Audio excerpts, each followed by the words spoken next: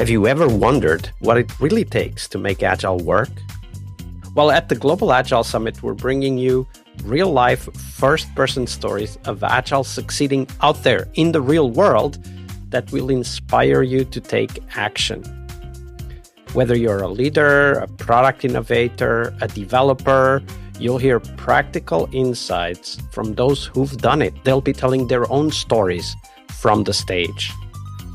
I'll tell you more about this at the end of this episode, so stay back and listen to the full detailed description of what we have in store for you at the Global Agile Summit. But if you can't wait, you can go right now to globalagilesummit.com and check out our full schedule.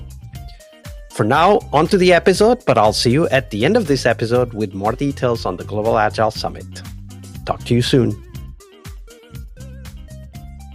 Hello, everybody. Welcome to a very special episode, a bonus episode on this Global Agile Summit week. And for this episode, we have with us Henrik Reich. Hey, Henrik, welcome to the show. Hello. And thanks.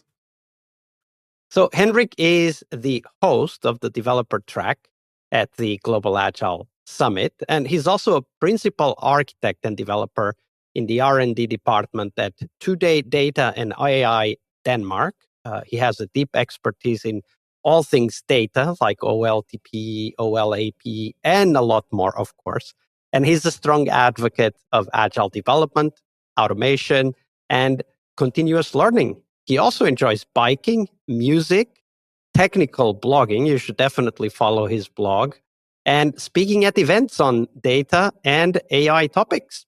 At the Global Agile Summit, we will explore and learn about many different types of Agile and how it's applied in real life.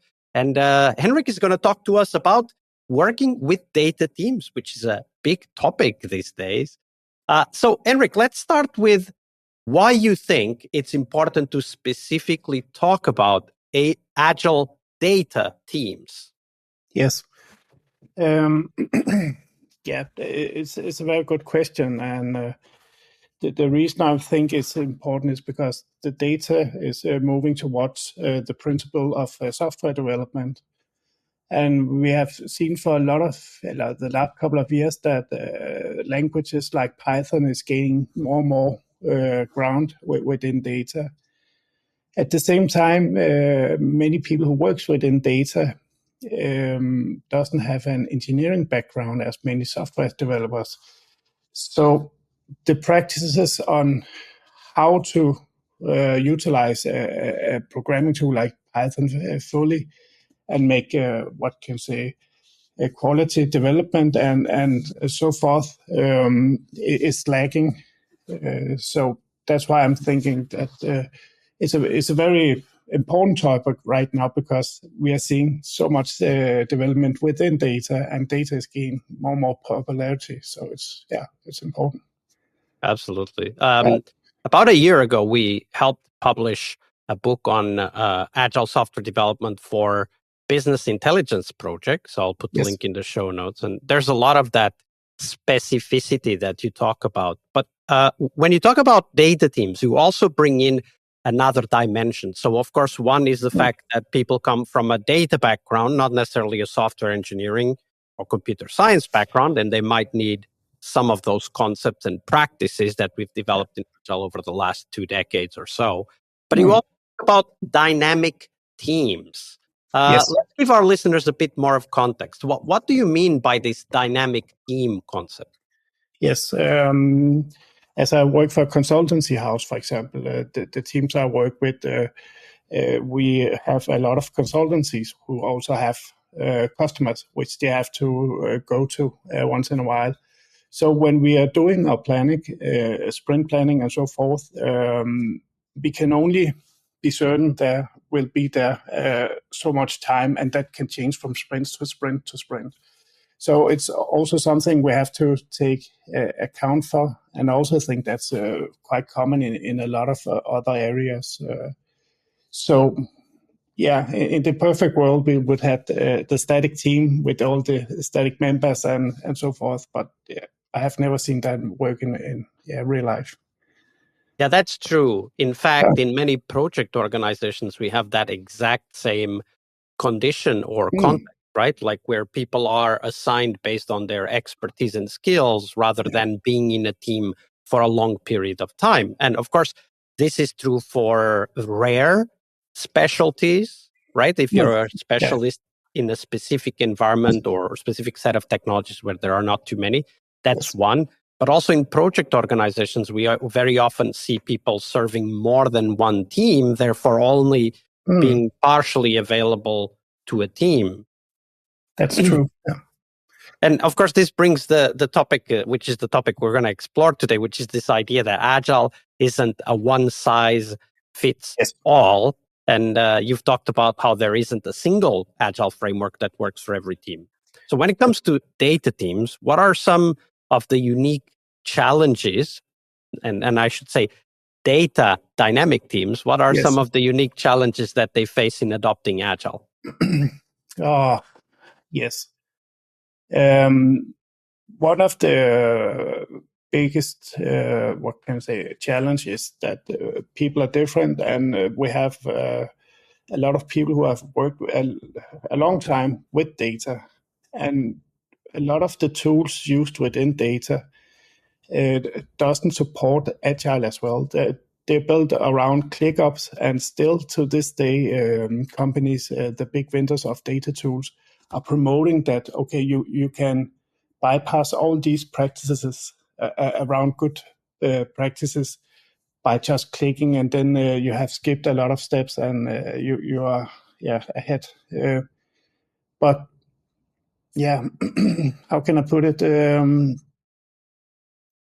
The data in itself, the data industry and the tools have been lacking attention to agile development for so many years, and all approaches to it has been, I won't say failed, but they haven't not been that easy to use. And we're still seeing that.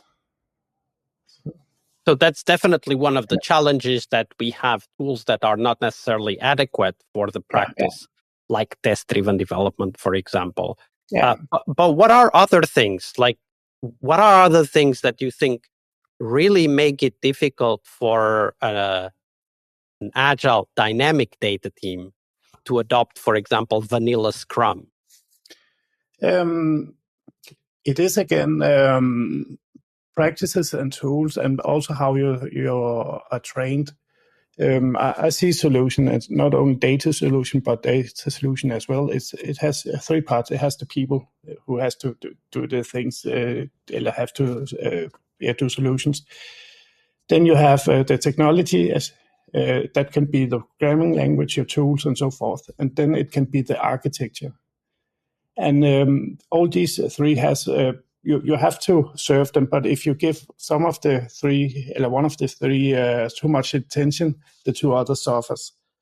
So this triangle has perhaps been pointing towards the people mostly, also, and again, what I see, the data people I see, and they're very clever, and they're very good within BI and data, and they're very good within databases.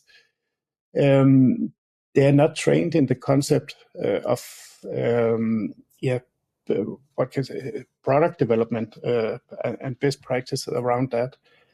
And it can be sometimes perhaps difficult to see that there's more to ClickUps, because you might have to do these operations like 100 times within the next couple of years. And I think that might not have been exposed to it, because a lot of training and training material comes from the vendors. So there's also an expectation around how the ways of working around these data tools are. And if these ways of working is just, you can do your job very fast by just clicking these 5 buttons, you never get trained in how to do this and how it might be better to do it some other ways. So, well, in the projects that you work, like, what are the fundamental challenges that you're trying to tackle to help these teams become more agile? First of all, we are looking into, how can we deliver fast as possible with most value as possible, and still keep the good mood on the team.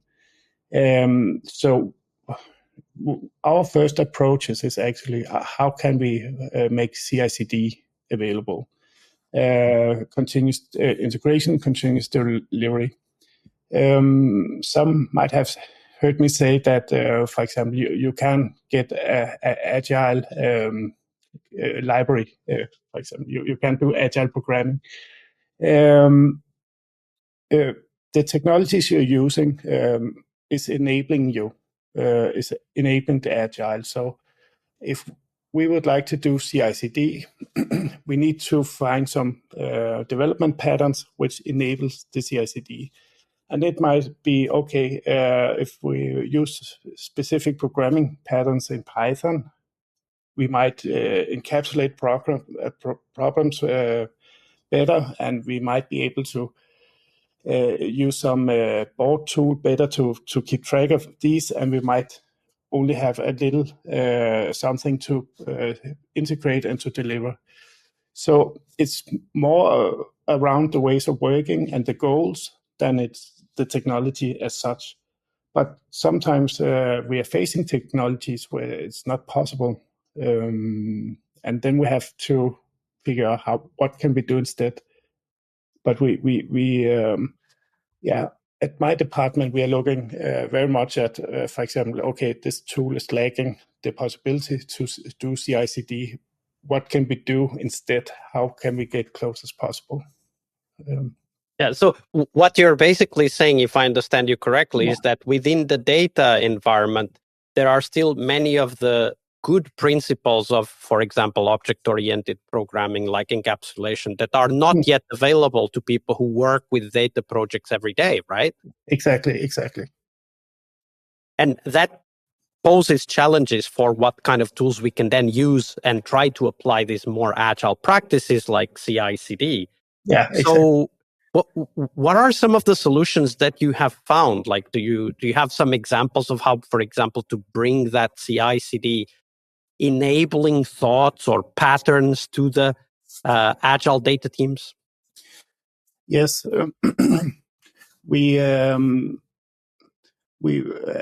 have, for example, accelerators we built, and we are building ways of working together with these accelerators.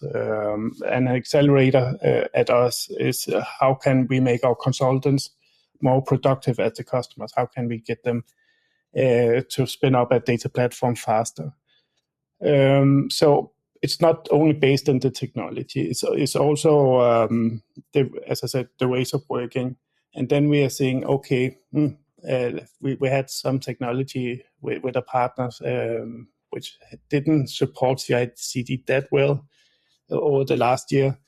And we started small here also because they had something we could do a bit like that. And if it was tweaked correctly, we could actually do some CI/CD, and then we could later on base it on the version system. And now we are basing it on API because they have API support now.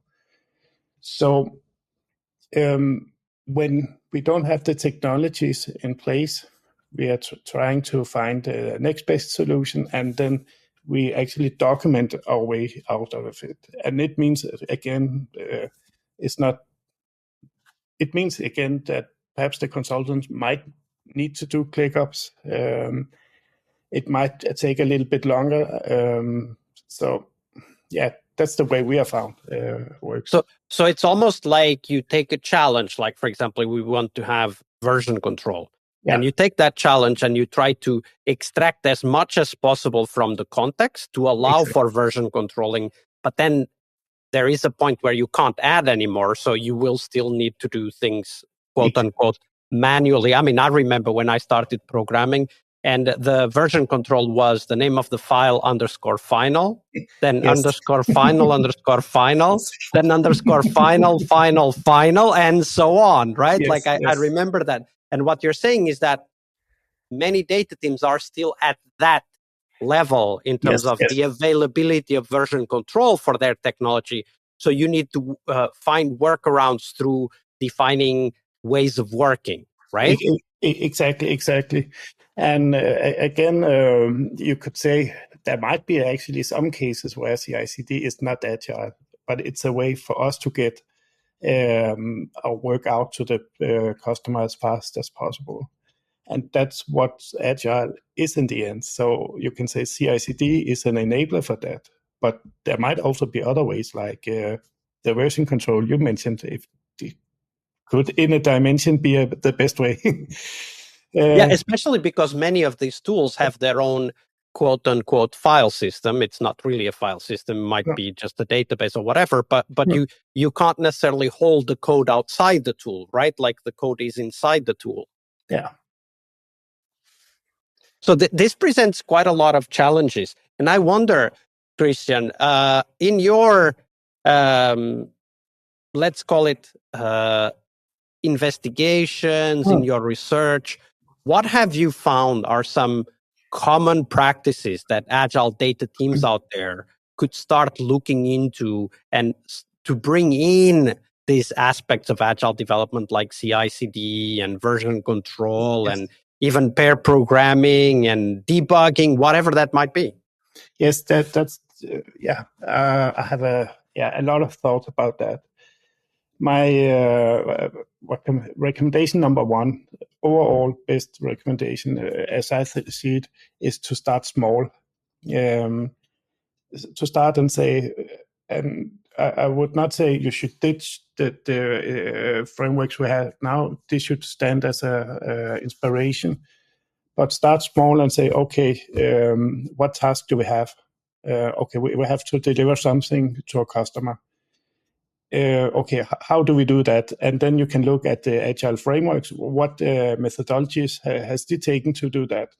Then you can go to the next step. Okay, how do we develop this? How do we?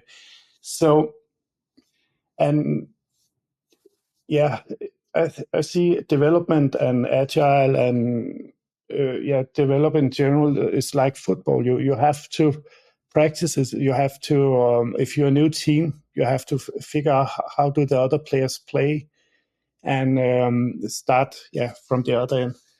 I think if you come, because and it's nothing bad about the frameworks we have, but if you start out there and have to check all the marks around practices in these frameworks, I think you kill the team faster than anything. So start small and figure out how and what jobs you have to do. One problem regarding data is that it starts at grassroots.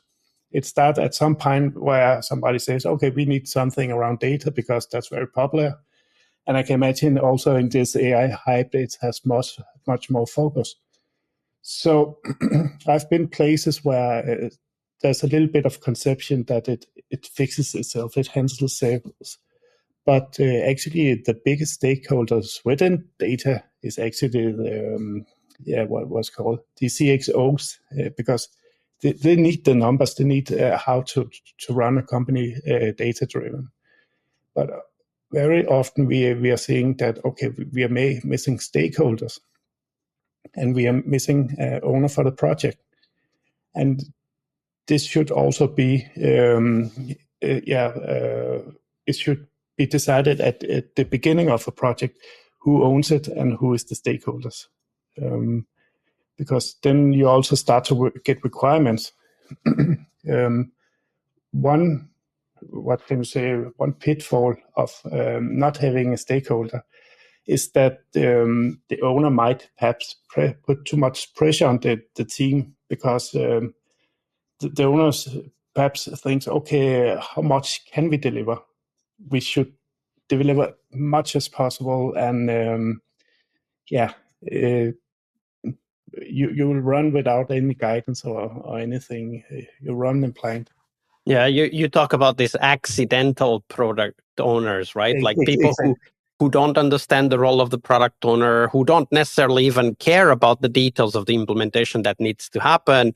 But we in the teams, in these agile data teams, we need to be aware that one of our perhaps success conditions, prerequisites even, will be to work with the client organization in order to find a stakeholder, a product owner, who is actually able to give us feedback early on, right? Yeah, exactly. So what we do is that we don't have a concrete stakeholder. We are seeing all our consultants as the stakeholders, and that's a lot of stakeholders. But our take on it is that we also spend some time on UX, user research. So we have 2 hours per week where we have something called open office hours. So our consultants can be in contact with the team and say, okay, we need this, or this is buggy, or something like that. So you're using this pattern where the consultant working in the client organization takes on the proxy product owner role and then does the work of finding within the client organization who can give feedback, clarify requirements, and so on, right? Yeah, exactly. So we don't have one point of stakeholder product owner contact. We are spreading it out, and we actually see it's very beneficial. And yeah, it just seems to work for us. Absolutely, and this actually highlights that principle of our idea, rather, that one agile does not fit all teams, right? That we need to be kind of aware of the specific characteristics of the project and the organizations we work with, and then deliberately adapt to what might be needed. But that's agile for me. If you so absolutely, yeah, and we need to be agile about being agile, right? Exactly, and yeah, as the way. My biggest path to learning agile is that when I find systems to be rigid, then I'm like, okay, this doesn't feel right. I have to look up what does it say. So, and it's also about my claim that the agile framework doesn't. There's no one fit. And one of the things I've been looking into, for example, is that there's a lot of focus on the stakeholders, the product owners. There's all kind of concept, but the team is always just a team. And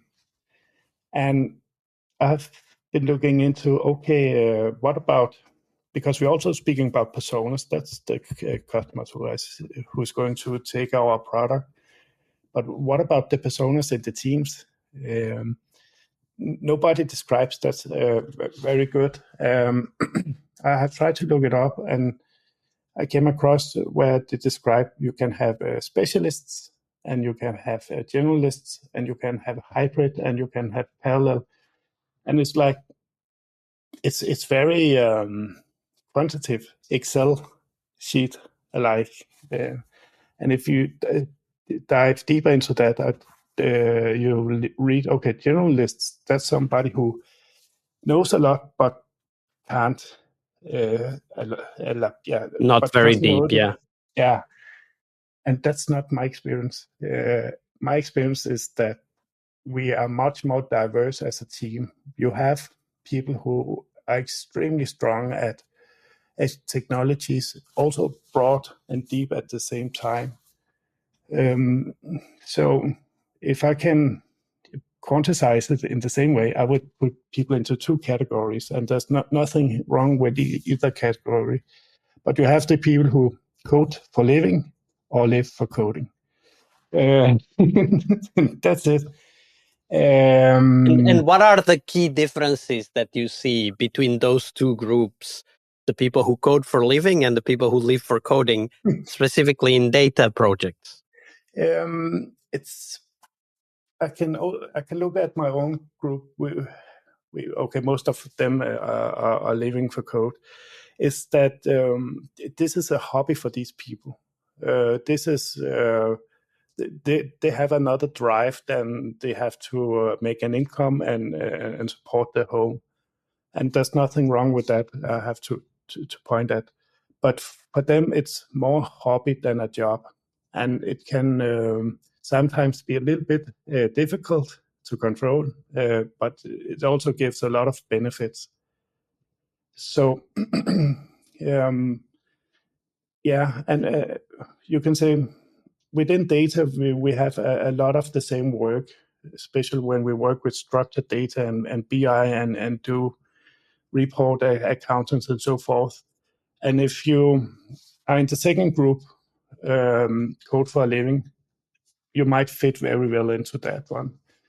But if you are on an R&D project like finding out how do we solve this R&D, you need to use a lot of creativity, and you can't box that, and you can't time box that as such. I don't know how to time box creativity. Yeah, you can't really do that. And I don't think a lot of agile frameworks look into that perspective, because it's much more about, okay, how can we predict the value and for the customers? Yeah, that's actually a very good point. Yeah. How do we organize agile teams for tasks that require a lot of creativity and are therefore not necessarily predictable in their delivery timeline, or even the technology requirements that we might end up having? That's a great question. How have you guys solved that? Because of course you work with problems like this every day. Yeah. What we have done is that we had a dynamic team, as we spoke about. We can guarantee we can be there all the time for the next sprint. So we have, we are looking at the individual and saying, okay, this person, he's very skilled, but some are just better to sit down and program, and some are better to be around. So we have. We're looking at, okay, the next sprint, this person can be a subject matter expert and give input to the people who has time to develop in the next sprint. So there isn't a hard requirement that you should be able to produce some code or some SQL or some data at the end of the sprint. Being a subject matter expert or writing documentation or anything to give a little bit of progress, that's okay. So what you're saying is that you try to focus on what are the strengths of specific people, and you try to assign the work so that you highlight what they are really good at. So some people might be good at doing like deep research into a topic. Others might be good at interacting with client, collecting requirements, clarifying the problem. And then you try to assign the work in that. Exactly. And I like one thing, and I've taken from the Scrum, it's sprint goals. If we can decide, okay, we need to be done with this within a sprint, that's very powerful, because then everybody can contribute. Okay, if we figure out at the beginning of sprint, okay, we need to do this, then everybody, some might say, okay, I know something about it, I can tell you about it. Some might say I can write about it, and some might say I can create it. So kind of enabling the team to also volunteer their expertise in the context of that goal. Exactly. And it's so much more powerful, because if everybody is just taking their own task within their domain, which they know much about, then you're not a team anymore. Then you're just individuals, single persons who are somehow sitting together. Team means work together, right? So I think that's a very strong, what's called tool within the Agile toolbox. Absolutely. Great example. All right, Henrik. So if people want to know more about this topic, applying Agile in data teams, what is one resource that you would recommend to help them get started? Oh, that's a good question. So we have spent over a year on this, and it hasn't been easy. There's also been some pain and so forth. I think a lot of us who is on the team has been developers for a long time, either within data or within application or both. So we come all with some foundation of Agile, perhaps in different flavors. So we haven't found a source which is saying, okay, this is the holy grail for this. So what I'm telling here is actually based on the experience I had with over the last year and working on this team. Absolutely. This reminds me that one of the goals of the Global Agile Summit is really to bring up these questions. We don't always have the answers to the questions, but it's really important for us to come together around those questions so that we can provide experiments for the community to then try out and report back what they find, right? Because, you know, we're at the conference, we might find someone, or you might find someone who has some data experience, you talk about it, and then later on, they try out some of your ideas and they say, hey, this worked great. And then they share it forward, right? Like that's kind of the mindset. And I'm also reminded of one book that we helped publish here in the podcast. It's called How to Succeed with Agile Business Intelligence, where Raphael Branger, the author, talks about their experience, their meaning IT Logics in Switzerland, their experience of trying to bring Agile to BI projects, which are one aspect of data projects, right? Trying to bring Agile to BI projects for several years. So it's definitely a great resource for those of you that might be interested in BI or data projects. Henrik, and how about you? What if people want to get in touch and know more about you and maybe ask a few follow-up questions? Because I'm sure many of our listeners are facing the same type of challenges right now. Yes. Of course, just reach out. I'm on LinkedIn. I might also, as you mentioned before, I do blog. It's most very technical blog, but I might also write of these things. Absolutely. And we do appreciate people like you, Henrik, who are so open and generous with their knowledge towards the community. So thank you very much for being here with us and for being so generous with your time and your knowledge. Thank you. And thank you for I could be here. It was great. Hey, friend, thank you for staying. Here is all you need to know about the Global Agile Summit. If you've ever suffered or know people who are suffering from Agile fatigue, this event is for you. Agile fatigue is that feeling that settles in when we can't really see a light at the end of the tunnel. We get discouraged, especially when conversations revolve around the same old frameworks, the same old buzzwords and theories. We don't feel that energy anymore. Well, the Global Agile Summit is a different kind of event. We're bringing you real-life first-person stories of Agile succeeding out there in the real world that will inspire you to take action and transform the way you work. The Global Agile Summit will happen in Tallinn, Estonia, May 18th, that's the workshop day, and then 19th and 20th, the conference day.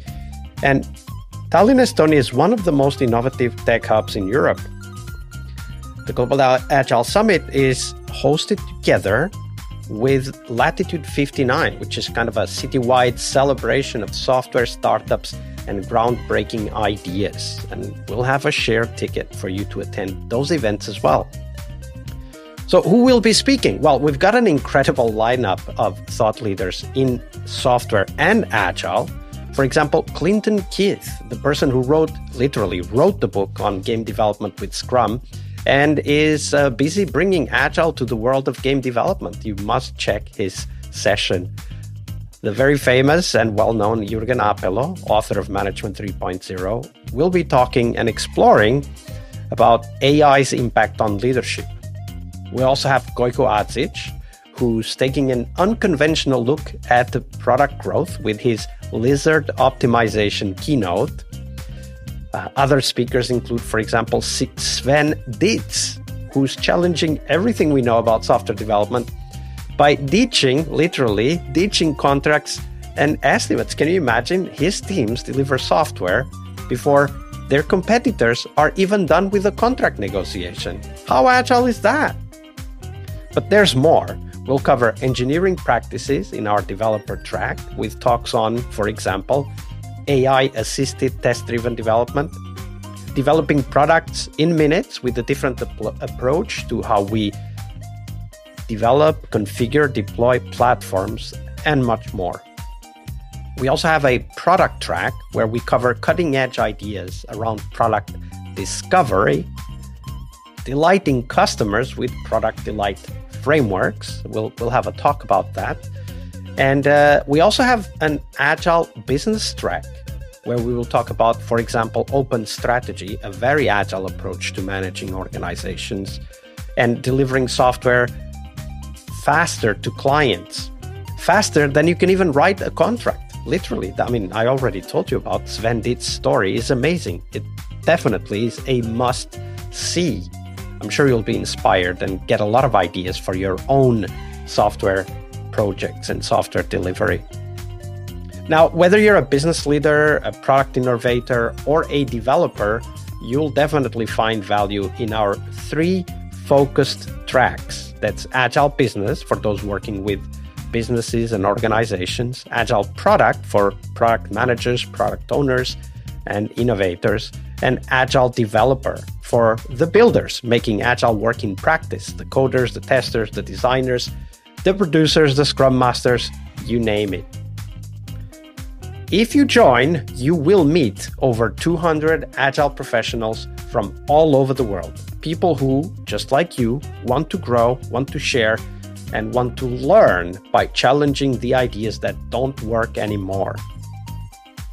At the Global Agile Summit, you'll get new connections, fresh ideas, and the energy to take your own Agile to the next level. And who knows, maybe even find your next career opportunity. So don't miss out. Check out the full program and grab your ticket now at globalagilesummit.com. I'm really looking forward to seeing you all in Tallinn, Estonia in May. I'll see you there.